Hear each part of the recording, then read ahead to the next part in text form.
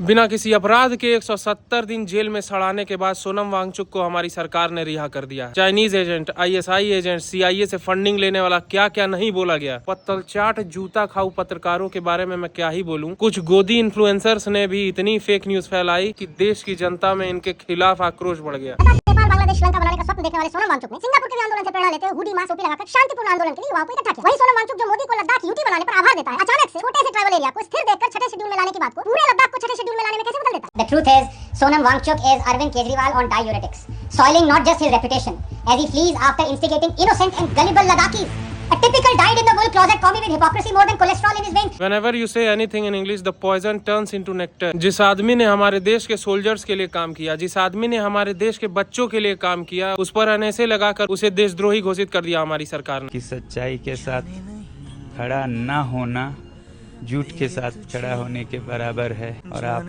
खामोश हैं तो भी आप पक्ष ले रहे हैं झूठ का। मैं सोचता हूं कि मेरे जेल में होना देश को ज्यादा जगाएगा मेरे बाहर होने से, क्योंकि देश नज़ारा देखेगा। जो आदमी देश विदेश से भारत के लिए मैग्सेसे से लेके रोलेक्स अवार्ड से लेके टीसीओ पुरस्कार लाता है, 8 तो यूनिवर्सिटीज के ऑनररी डॉक्टरेट्स लाता है, देश का नाम ऊंचा करता है, यहाँ के ज्ञान को निर्यात करता है, और चीन जैसे देशों के खिलाफ बाइकॉट चाइनीज प्रोडक्ट्स का मुहिम चलाता है, जो आगे ले जाके सरकार भी उसे आगे बढ़ाती है। उसी आदमी को हम आज ऐसे दोषों में जेल डाल रहे हैं। ये नज़ारा जब वो देखेंगे तब वो समझेंगे कि आज देश कैसे चल रहा है। जो बंदा किसी भी डेवलप्ड नेशन में जाकर करोड़ों कमा सकता था, उसने अपने देश को चुना, उसने संघर्ष को चुना। अगर सोनम वांगचुक यूएसए या चाइना जैसे देशों में होते तो वहाँ की सरकारें उन्हें पलकों पर बैठा के रखती, उन देशों के करोड़पति उन्हें खुलकर फंड कर रहे होते। पर हमारे देश में डेवलपमेंट पर बात करना एक गुनाह है। अगर प्रोपोगेंडा में फंसकर तब आपने उनका विरोध किया था, तो ये सही समय है कि अब आप लद्दाख को लेकर उनकी मांगों का सपोर्ट करें।